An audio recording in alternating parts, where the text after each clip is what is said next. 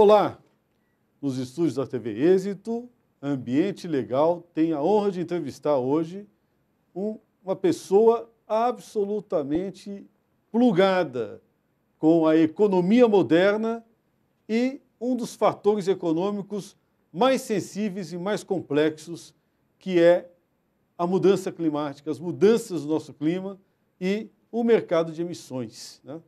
Como é que se está se dando hoje isso em relação à economia? Qual a importância do clima não só na nossa vida, mas nas nossas atividades que geram riqueza, naquilo que produzimos, naquilo que circulamos, naquilo que consumimos? Para falar sobre essa questão bastante intrincada, trouxemos o diretor da Capital Ambiental. O próprio nome da companhia já diz tudo, Capital Ambiental.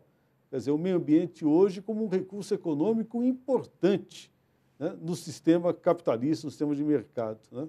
Além de diretor dessa empresa, consultor econômico de longa data, consultor do Banco Mundial e, acima de tudo, um amigo e companheiro de várias horas, né, também atleta, Aníbal Vanderlei.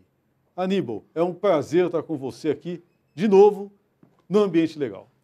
Menos atleta, né? Hoje eu trabalhando mais do que atleta, né, Fernando?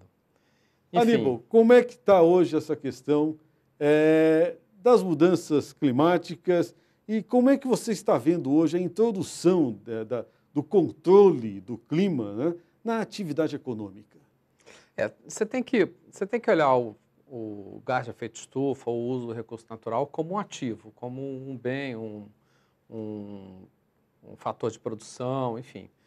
Ele tem valor na economia. Hoje tem diversas metodologias para você mensurar quanto um determinado produto, uma determinada atividade econômica, quanto ela utiliza em valor de recursos naturais. Quando a gente fala de emissões, por exemplo, de gás de efeito estufa, não é que a gente está comprando gás de efeito estufa para a produção, mas a gente está emitindo, está ocupando um espaço do ecossistema com a emissão de gás de efeito estufa. Isso tem valor e no Brasil tem pouca avaliação, não é tão visto ainda, enfim, não pelas empresas, mas pelo conjunto da economia. Mas quando a gente vai à Europa, o ativo ambiental ele tem muito valor.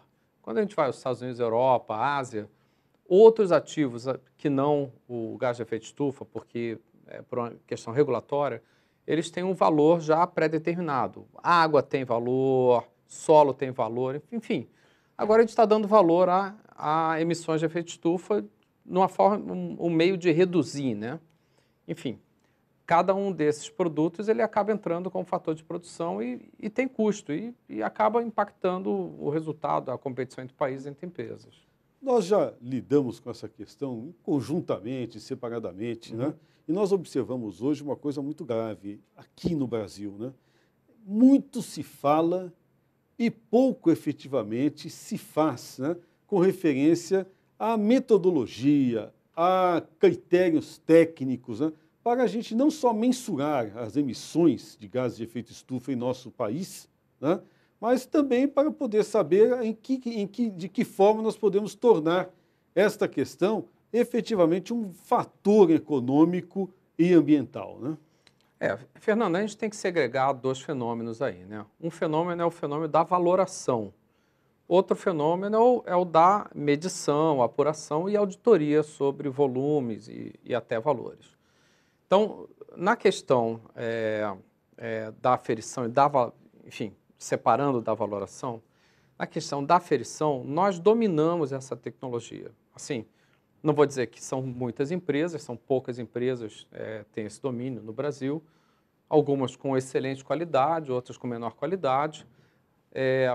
Essas metodologias são conhecidas internacionalmente, foram desenvolvidas, muitos pesquisadores brasileiros envolvidos nisso, mas também muita gente na Europa, nos Estados Unidos, apesar dos Estados Unidos não terem assinado o Kyoto, eles tiveram uma contribuição muito forte para desenvolvimento de metodologias, Ásia, Índia, China, enfim. Então, a metodologia ela é dominada e conhecida. A prática pode não ser aplicada por todos. Aí você tem, na hora, o consultor pode conhecer a metodologia, mas não aplicar adequadamente, por uma necessidade de maior flexibilidade ou não da empresa. Isso é uma questão. A outra questão é a valoração.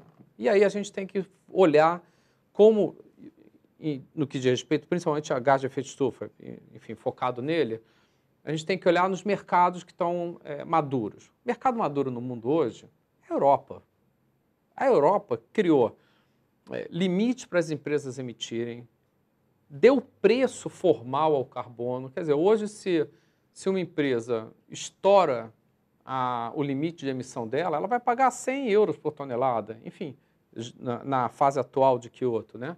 Tende a aumentar. Ela fez um plano de redução, ela olhou os setores mais intensivos. Então, por exemplo, a gente acabou de passar uma norma de resíduo sólido no Brasil. A Europa tem um plano de redução de resíduos sólidos específico para reaproveitamento, reuso. E foi modelo, inclusive. Foi modelo do projeto brasileiro.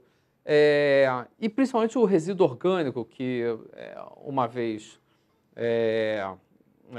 queimado é uma emissão? Nem queimado, mas aquele que sofre a digestão anaeróbia, né? Também ele emite metano, enfim. Então, a Europa foi muito eficiente. Como é que isso vai impactar a gente? Bom, é lógico que a empresa europeia não vai querer estar pagando pela emissão dela e o concorrente dela na China, produzindo com carvão mineral, emitindo horrores, o aço chinês, muito maior intensidade de carbono do que o aço europeu, não vai querer que o aço chinês não pague por essa intensidade. Então, é inexorável. Vai haver regulação, já há testes em cima de valoração sobre a intensidade de carbono dos produtos. É uma barreira não tarifária. Nós já vimos isso no passado, a gente viu na celulose na década de 90, quando a Alemanha impôs uma regra sobre a intensidade de cloro na produção de celulose importada. A gente vai ver isso não em um produto, mas no conjunto dos produtos. O teste... Você acha que nós vamos, então, estabelecer a pegada de carbono como efetivamente algo que tem que ser aferido e que vai influir no valor dos produtos? Inclusive, já existe um piloto disso, que não é inocente, né? Por exemplo, se você for exportar de um país onde não seja signatário do mercado europeu de emissões, se você for exportar matéria-prima para a produção de combustíveis, biocombustíveis na Europa, você só entrega a matéria-prima se você tiver a pegada de carbono de todo o ciclo apurada. E não é uma coisa, não é do esmagamento do óleo, por exemplo, é lá do plantio, quanto emitiu lá no processo de plantio, no diesel, no fertilizante, se houve desmate para plantar aquela soja ou não, por exemplo. Então, esse piloto já está correndo. Me preocupa nesta questão, como você colocou muito bem, o uso desta ausência de critérios e desta aferição e desta diferença de experiências, né, como uma forma de barreira econômica não tarifária. Ou seja, até que ponto a ausência de critérios nacionais não pode nos deixar à mercê dos critérios internacionais e em que ponto isso pode estar prejudicando, né, a exportação de nossos produtos? Olha, na prática hoje, o impacto é mínimo. Ele é muito mais o impacto de governança. E nas COPs, as empresas de grande porte brasileiras, as grandes corporações, elas já atuam há muitos anos. Quer dizer, você tem uma consciência dentro de empresas grandes no Brasil muito maior, algumas vezes, do que em muitos governos estaduais e municipais. Não vou falar dos municipais, mas estaduais com certeza, tá? As grandes corporações brasileiras, todas elas já possuem uma política de sustentabilidade. É lógico, algumas possuem uma política mais sólida, outras menos sólida, e elas olham principalmente o que os seus pares ou concorrentes no exterior fazem hoje. Quando a gente vai conversar com uma empresa de grande porte, a primeira coisa que ela pergunta qual é a tendência da norma, e a segunda meu concorrente está fazendo? Então, ele está olhando, não é só o concorrente dele aqui dentro de casa, ele está olhando o concorrente lá fora. É lógico que, por exemplo, uma empresa que produz aço, ela está olhando que a siderúrgica alemã, por exemplo, a pressão que a siderúrgica alemã está fazendo sobre os órgãos regulatórios europeus. Entende? Então, vamos lá. Primeira etapa se existe norma? Não, não existe. Não existe uma norma muito ampla. A legislação brasileira é recente. O Plano Nacional de Mudança Climática é recente, começou em 2009, agora que ele está amadurecendo, que os planos setoriais estão saindo, tem programas, mas eles não têm ainda metas, não são mandatórios. Quem está avançando na frente nesse processo são os estados com indústrias mais desenvolvidas, né? Em especial Rio de Janeiro e São Paulo. Foi até interessante que as secretarias do meio ambiente de um e de outro, enfim, fizeram uma corrida para ver quem regulava mais rápido os setores intensivos. Rio de Janeiro foi à frente, alguns obstáculos, ele conseguiu focar na indústria, mas não consegue focar ainda nos setores, porque é da atribuição da legislação estadual, né? E aí o serviço está muito na municipal. E São Paulo também saiu com uma decisão normatizando esse processo. Então, a norma existe. A segunda etapa, que é a qualidade da aplicação da norma, é o que a gente vai começar a assistir esse ano. Enfim, é o inventário bem apurado, com a metodologia adequada, indo lá no ponto onde ocorre a medição, aferindo, passando por auditoria, enfim, ganhando qualidade essas unidades de medida. Quer dizer, sai do discurso e passa a ser efetivamente algo para profissionais, né? Olha, já está, se eu não me engano, no ano passado foram cerca de 90 empresas que já declararam, corporações que declararam seus inventários de emissões no registro público, vinculado ao Programa Brasileiro de GHG Protocol, mas muitas outras, está em torno aí de 300 empresas fazendo inventário hoje. Isso expande brutalmente, demorou, né? Ao contrário da ISO 9000, lá no final da década de 80, né, que demorou a expandir, tá indo muito rápido agora, demorou o primeiro passo, o avanço está sendo muito rápido, e a tendência é buscar sempre um nível maior de governança. Quem pede hoje, empresa de capital aberto, quem pede hoje a informação da empresa de capital aberto é o investidor. Quando o investidor pede o inventário de emissões da empresa, ele não está olhando se a empresa vai ser bonitinha, boazinha e tal. No fundo, ele está olhando o próprio bolso, porque ele sabe, e já tem estudos comprovando isso, que existe uma alta correlação entre empresas com melhor governança e sustentabilidade e empresas mais rentáveis. É lógico que uma relação de correlação não é necessariamente uma relação de vínculo, não é uma não leva, uma variável não leva à dependência da outra. Me diz uma coisa, em que medida a legislação norte-americana não tem influenciado todos esses relatórios relacionados às emissões? Que nós temos lá na legislação norte-americana, a famosa Sarbanes-Oxley, né? Que foi justamente uma modificação na Lei de Segurança das Ações, né? Visava justamente obrigar as empresas a produzirem relatórios, né, confiáveis, né, com algum padrão, né, e que reduzisse a possibilidade de risco, né, de quebras, né, que pudessem impor, inclusive, fragilizar a economia americana, em especial para os fundos de pensão lá, né, porque, afinal, são as pessoas que efetivamente investem, né, para poder ter um futuro tranquilo, né?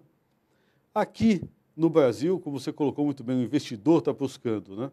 Mas em que medida, né, essa busca do investidor, a busca do investimento e essa produção de relatórios às 300 companhias brasileiras não visa mais a se adequar a este mercado norte-americano, posto que o que interessa efetivamente é um mercado de ações dos Estados Unidos, né?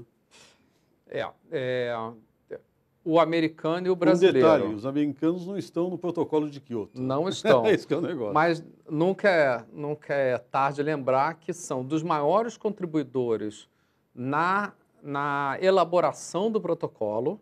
Eles podem não ter aprovado lá, mas Contribuiu. A diplomacia americana foi importantíssima nesse processo. A gente não pode esquecer disso. Mas voltando lá à questão, a SOX, famosa Sarbanes-Oxley, que é a SOX que assusta todo mundo que trabalha em empresa americana aqui, se preocupa. No dia de preparar o relatório sofre porque aquele negócio de mercado de resultado trimestral, enfim. Mas não é, na verdade, não é a SOX, o grande motor dessa ação não é a SOX. Tem 3 fenômenos que ocorreram mais ou menos no mesmo tempo, a gente está falando de 2009, 2010, e que agora estão trazendo impactos. Primeiro, a SEC americana, a Securities Exchange Commission, que é o órgão regulador do mercado de capitais, passou uma norma obrigando todas as empresas listadas no mercado americano, bolsa ou balcão, a realizarem, a entregarem junto com um relatório financeiro, um relatório tornando transparentes todos os riscos ambientais, em especial aqueles relacionados a mudanças climáticas, risco de aplicação de taxas de carbono no mundo, que é uma forma de você criar uma barreira para produtos com alta intensidade de carbono, risco de variação de preço de crédito de carbono e outras normatizações que possam afetar os mercados dela. E vocês vejam a importância, meus amigos, do que o Aníbal está colocando. Um país que está fora do protocolo de Quioto, né, mas que é determinante para o mercado de ações, tem no seu órgão controlador, né, um órgão de controle que estabelece normas obrigando as empresas a efetivamente estabelecerem e fazerem o seu levantamento de emissões de carbono. Tem mais... Mensurando o mercado. Mensurando o mercado. E aí entra o papel do EPA, da Agência Ambiental Americana. O interessante é que eles vinham há anos tentando, durante esse primeiro governo Obama, tentando tomar controle sobre grandes emissores, e recentemente o Supremo americano aprovou ou aceitou o critério do EPA de que gases de efeito estufa eram considerados gases tóxicos, e aí deu ao EPA liberdade de normatizar a emissão de gases de efeito estufa. Bom, é lógico que daí a criar mercado de carbono, enfim, outras coisas é difícil, mas o primeiro passo, que é normatizar e entregar ao EPA o direito de cobrar um levantamento específico das empresas, a tendência é isso espalhar pelo mercado americano. É lógico que a gente não pode dizer, o Obama vai enfrentar muita oposição no Congresso nesse segundo mandato. Mas ele vem determinado. Né? Ele vem determinado, mas entre estar determinado e a oposição deixar, vai uma distância. Não existe o tipo de coalizão que tem no Brasil lá, é bem mais difícil, né? Mas mesmo... Ainda bem. Ainda bem, né? Mesmo com esse quadro, o EPA está se municiando para começar um amplo processo de normatização. Isso, meu amigo, atinge a todos. Ele pode, inclusive, normatizar produtos importados. O impacto na balança comercial Brasil e Estados Unidos virá. Isso impacta também importações do México, enfim, cadeias integradas. A gente tem que se preparar para isso. Mas, assim, a normatização da SEC, a ação do EPA e mais um outro ator, que são as associações de grandes investidores. Quando a SEC lançou a norma, se eu não me engano, é 101K, regulação 101K, se eu não me engano, uma associação de investidores americanos fez uma petição pedindo que ela detalhasse a norma, tinha só umas 500 páginas. Então, e eles iam no detalhe, tal setor, como é que é o gás, vai medir, vai auditar, não vai, enfim.